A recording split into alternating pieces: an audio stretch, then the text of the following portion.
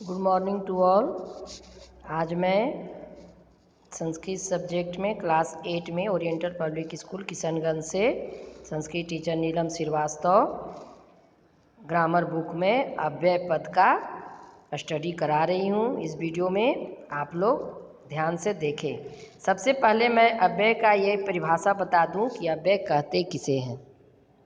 जिसके लिंग, वचन और कारक में कोई परिवर्तन नहीं किया जाए उसे अव्यय कहते हैं। अव्यय में यह जानने की बहुत ही आवश्यकता है कि इसके लिंग, वचन और कारक में किसी तरह के परिवर्तन नहीं होते हैं। लिंग के अनुसार, वचन के अनुसार और विभक्ति के अनुसार। कारक अर्थात विभक्ति जिसे कहते हैं। तो आइए देखते हैं अव्यय किसे कहते हैं। सबसे पहले ये जान लें कि अव्यय शब्द वे होते हैं जो सदा एक जैसे ही रहते हैं, अर्थात जो शब्द तीनों लिंगों में, सभी वचनों में और सभी विभक्तियों में एक ही बने रहते हैं उन्हें अव्यय कहते हैं। जैसे उच्चय, ऊंचे, निश्चय, नीचे, सनय, धीरे आदि। यह रूप कभी भी नहीं बदलता और निम्नलिखित श्लोक से भी यह स्पष्ट हो जाता है कि अव्यय क्या है। सदृशम त्रिषु लिंगेषु सर्वासु च विभक्तिषु वचनेषु च सर्वेषु यन अवेति तद अव्ययम। अर्थात जो तीनों लिंगों और सभी विभक्तियों और वचनों में एक समान हो उन्हें ही अव्यय कहते हैं। यह श्लोक बहुत ही सुंदर तरीके से अव्यय के द्वारा परिभाषा के रूप में व्यक्त किया गया है। यद्यपि संस्कृत में अव्यय शब्दों की संख्या बहुत है, लेकिन फिर भी यहाँ पर सीबीएसई बोर्ड के द्वारा निर्धारित सिलेबस में यह बताया गया है कि अव्यय किन किन अव्ययों का अध्ययन आवश्यक है। तो सबसे पहले प्रथम सत्र अर्थात समेटिव 1 के लिए देखिए क्या है। अत्र, तत्र, यहाँ, वहाँ। अब इसको सेंटेंस में इस तरह से व्यक्त किया गया है, कृपया अत्र तत्र मा कुरु। आप यहाँ वहाँ न करें। अपि मतलब भी, त्वम अपि पठ, तुम भी पढ़ो, व्यक्त कर दिया गया है सेंटेंस में। अधुना मतलब अब, इस समय, प्रेजेंट टेंस। त्वम अधुना संस्कृतम पठ, तुम अब संस्कृत पढ़ो। इव मतलब एक जैसा, एक समान। ससिंह इव अवदत्, वह शेर के समान बोला। इतस्ततः इधर उधर, इधर उधर बानरा इतस्ततः कूदन्ति, बंदर इधर उधर कूदते हैं। इदानीम मतलब अभी। इदानीम अहम पठिष्यामि, मैं अभी पढ़ूंगा।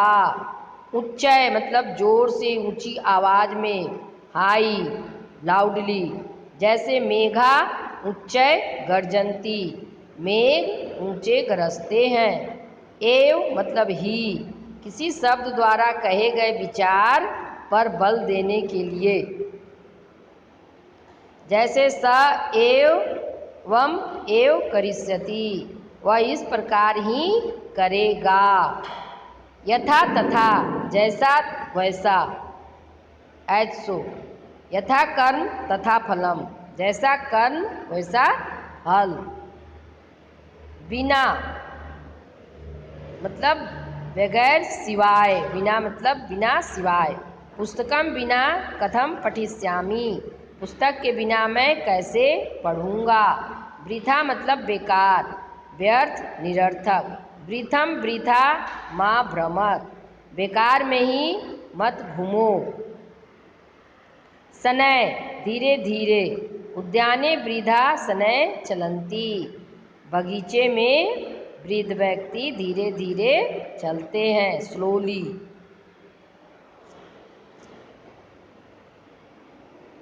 सहसा मीन्स अचानक, सडेनली। सहसा राम अवदत्, अचानक राम बोला। नूनम मतलब निश्चित ही, अवश्य। स नूनम मातरम सेवते, वह निश्चित ही माता की सेवा करते हैं। पूरा मतलब पहले, प्राचीन काल में, पहले, ओल्डन टाइम्स।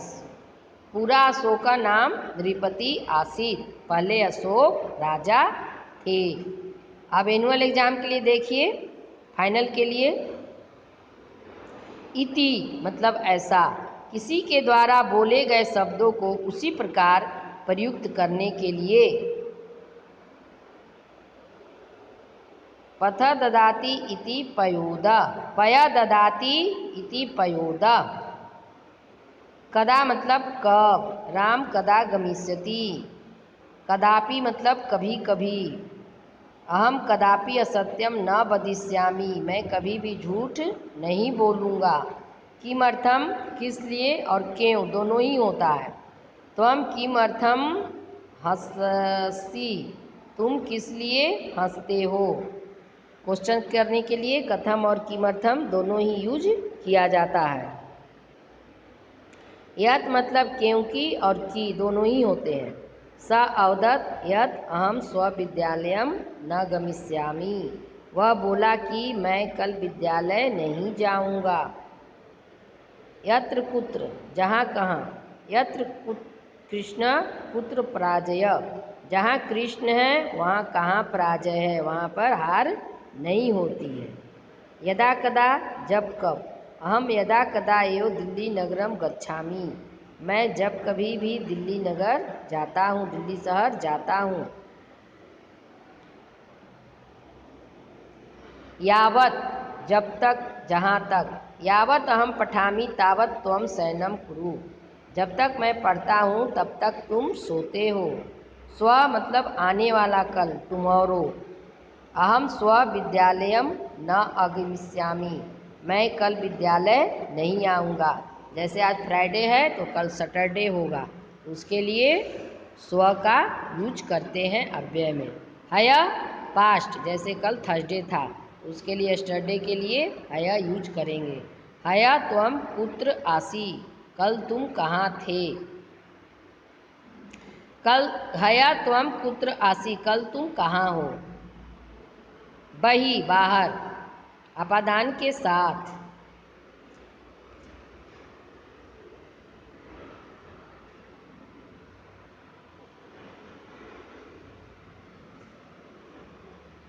अब संवाद के माध्यम से परस्पर वार्तालाप के द्वारा अव्यय को सेंटेंस में व्यक्त करके दिया गया है। तो आइए देखते हैं। रमेश कहता है एतत् उपवनम, उपवनम परितः वृक्षा शोभन्ते, यह उपवन है और उपवन में चारों ओर वृक्ष शोभित हो रहे हैं। तरुण कहता है पस अत्र बालक, अत्र यहाँ पर अव्यय है। पात कंदुकेन क्रीडन्ति, वह गेंद से खेलते हैं। मेधावी आम, तत्र एका कन्या अपि सखीभिः सह क्रीडति, वहाँ एक कन्या भी है और सखियों के साथ खेलती भी है। कर्ण, अत्र केचन जना तु शनैः शनैः भ्रमन्ति, केचित् च शीघ्रं शीघ्रं च लन्ति, यहाँ कुछ लोग धीरे धीरे घूमते हैं और कुछ लोग तेजी से चलते हैं। भास्कर कहता है पस एकता मालाकार खनित्रेण भूमि खनति बीजम च वपति, देखो एक मालाकार माली खनित्रेण, खंती से, कुदाड़ी से भूमि को कूद रहा है और बीज को रोप रहा है। वपति मतलब रोपता है, बोता है। मोहना सर्वत्र केदारेषु अनेक वर्षाणि पुष्पाणि विकसन्ति, मनीषा कहती है पुष्पैः सह कंटकानि अपि भवन्ति तथापि तानि सदा प्रसन्नचित्तानि भवन्ति। रमेश बोलता है वयम अपि, अपि इसमें भी अव्यय है। पुष्पानि इव, यू भी अव्यय। सदा प्रसन्न भवेवम, हम लोग भी फूल के समान सदा प्रसन्न होना चाहिए, हम लोगों को भी। अब निम्नलिखित में अव्यय को सजाना है मंजूषा में से लेके, तो उत्तर नीचे दिए गए हैं और बीच में प्रश्न के लिए रिक्त स्थान दिए गए हैं। परितः, अत्र, तत्र, अपि, भी शनैः शनैः धीरे धीरे शीघ्रम शीघ्रम तेजते एकता एक से सर्वत्र सभी जगह तथापि फिर भी सदा मतलब हमेशा एतानी ये सब पदानी अव्यय पदानी कथ्यन्ते इन सभी अव्यय को रिक्त स्थान में पूरित करना है। अब वही अव्यय की परिभाषा फिर से व्यक्त किया गया है। अव्यय किसे कहते हैं? मंजूषा से उचित अव्यय पदों को लेकर रिक्त स्थानों की पूर्ति करना है। तो आइए देखते हैं क्वेश्चन में क्या बोला गया है। पशु महोत्सव अस्ति, अद्य पशु महोत्सव अस्ति। अद्य मतलब आज पशु महोत्सव है, पशुओं का मेला है। मंचस्य ऊपरी सिंह विराजते, मंच के ऊपर शेर विराजमान है। अपि सन्ति, वहाँ पर और भी पशु हैं। मेघान दृष्ट्वा मयूरा वृक्षानाम निद्यन्ति, मेघों को देखकर मयूर वृक्षों के अधा, फोर्थ नंबर अधा नाच कर रहे हैं। पशवा इतस्ततः इधर उधर भ्रमंती, सर्प कोटरात बही, कोटर से बाहर आ गए हैं। सर्पात भीता पशवा कोलाहलम कुर्वन्ति, सांप से डरकर पशु लोग शोरगुल कर रहे हैं। सिंह गर्जती कोलाहलम मा कुरुत, वृक्षा फलानी छाया दत्वा बने नूनम वृक्षा रचनिया, वन में निश्चित ही वन वृक्षों की रक्षा करनी चाहिए। तो ये हुए अव्यय, और अव्यय से रिलेटेड लेसन में मैंने सभी अव्यय का यूज करके यह अच्छी तरह से बताया है कि कौन से अव्यय को किस सेंटेंस में लगाएंगे।